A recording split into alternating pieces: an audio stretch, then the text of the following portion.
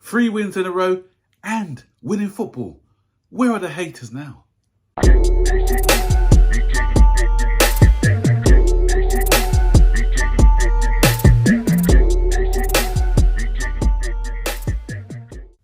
So guys, 3 wins in a row, 3 wins. That's what happens when you trust the process. So, Graham Potter, has he turned a corner?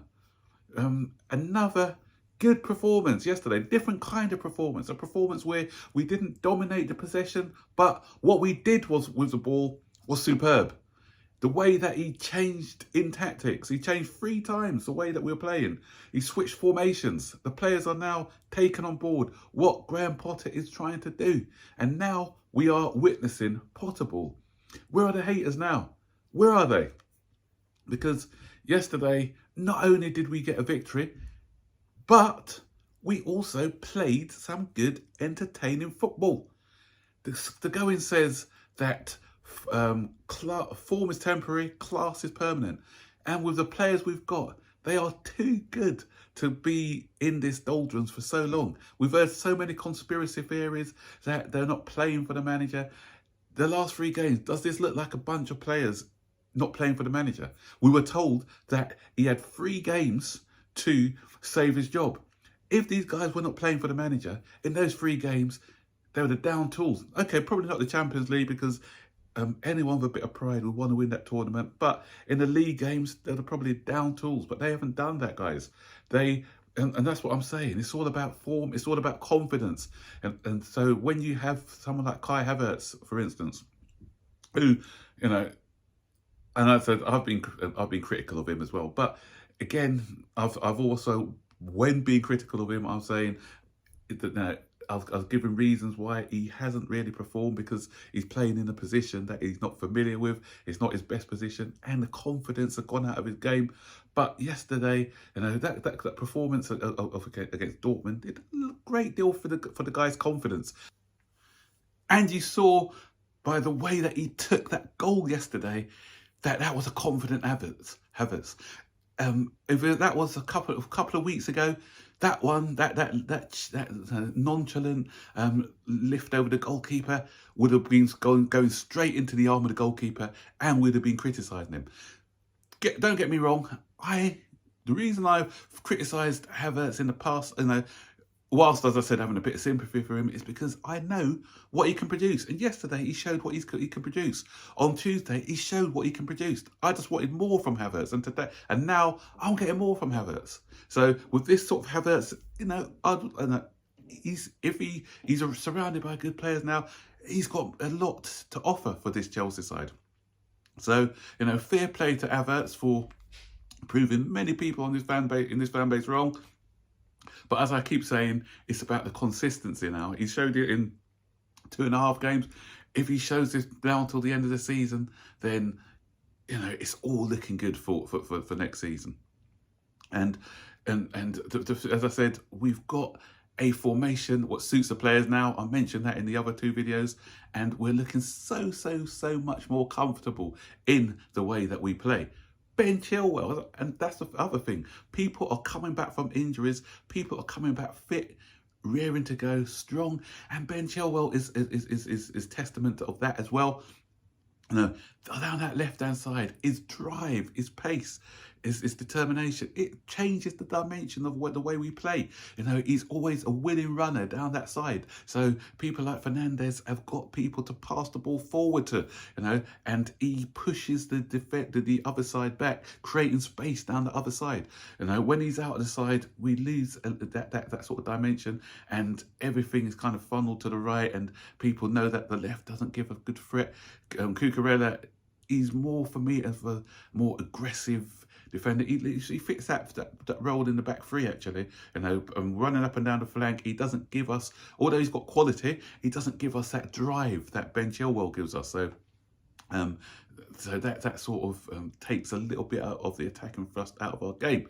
And Ben Chilwell, it's great to see. You know, none of this, I score against my old club, so I won't celebrate. You know, the Leicester fans were giving him stick. So you know what? Ben Chilwell scores, and what's that?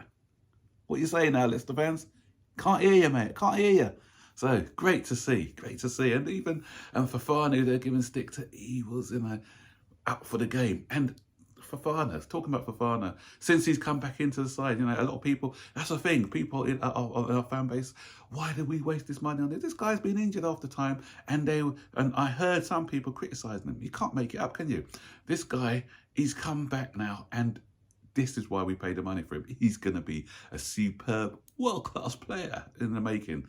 Money well invested. So all those people having to go at Bodie and saying we wasted all this money in the transfer window. And these guys, Koulibaly, another one who's turned the corner now. He's got used to the Premier League. He's playing in a position in the middle of the park, which suits him. And now you see the quality of Koulibaly. So bit of patience. I kept crying out, bit of patience. And it's taken a long time, but everyone's getting together. Fit players are coming back fully fit, and the confidence is coming back into the side. Now you're seeing a totally different Chelsea from the one you saw a few weeks ago. And again, even Ruben Loftus-Cheek down that other side. I'm hearing nonsense that people want to let this guy go. What? This guy is so versatile. He can fit in and play different positions. He was driving forward on that right-hand side. He gives us something that the likes of Azpilicueta, Chalobah doesn't offer us down that right-hand side. It's not even a proper role, but he does his role, he performs it, and he performs it to the best of his ability. Next season we're going to get Malagasy, but I still, Reece James gets injured quite a lot, so even he could fit in as a third right wing back or in a multiple of midfield roles, and he's English, so I'll keep this guy. João Felix, what an unlucky player. So again, nice nonchalant lift over the goalkeeper off the post. He had one which was offside. The only criticism with João Felix, sometimes he can be a bit, that's risk taking on the ball. I don't mind that, but in the right areas. And the thing is, the conundrum is, with Kai Havertz coming back to his form, with us getting in Nkunku, do we really need to fork out 90 million on somebody who's going to fill the same role as Nkunku? We've obviously had to bring him in because Nkunku couldn't come in yet. So stick it in the comment section below. Would you buy João Felix, or with Nkunku coming in, he can do similar, he's got similar skill set, would that money be well spent on another position, as good as João Felix has been playing for us this season? That's a difficult one, and it all depends on what sort of formation the manager wants to play. So Cover's come back and look good alongside Fernandes. So I think I've mentioned the old team. Kepa as well. Great saves by Kepa. When he was called upon, 2 or 3 brilliant saves. And that's what Kepa does. A lot of good goalkeepers. They don't have a lot to do in a game, but when they are called upon, they do it well. The only still, slight negative with Kepa is obviously his height, and there's a couple of balls because of his height he had to punch away, and he put us in a little bit of danger at times. Leicester played quite well, but we defended really good. Had a couple cleared off the line. A bit of luck with Dewsbury Hall when he had that shot. He should have done better. He should have scored, mishit it. But you know what? We had a lot of bad luck when things weren't going our way. Now things are going our way. Are we getting all that luck back now? Are we getting all that luck that we didn't get at the beginning of the season? Sometimes you need a bit of luck as well. And I'm glad that Graham Potter's getting this bit of luck, because we've had so much unlucky moments. Still had 8-9 players out injured as well, and the injury list. So we got a strong squad. Some of these guys are going to be going at the end of the season, but it's looking good. And if you look at the table now, we're only 5 points behind Liverpool. Champions League is still going to be hard to get through the league. I think we're 9 points behind Tottenham, but we've got a game in hand. So you never know. You never know. If we can keep this run going and other results go our way, then impossible may be possible. So guys, I'm seeing Chelsea win games. I'm seeing good performances. And the other thing is, we won 1-0 against Leeds United. We won 2-0 against Dortmund. We won 3-1 against Leicester. So you know what's coming up against Everton. I'm sorry for you, Everton. It's got to be 4. 1, 2, 3, 4. That's the way it goes, guys. So what are your thoughts of the game yesterday? Do you still think there's a lot of work to do? Or are you happy with the way we're performing now? Let me know in the comment section below. And don't forget, like, subscribe, turn on post notifications so you'll be notified every time I make a new video. Take care. Bye-bye.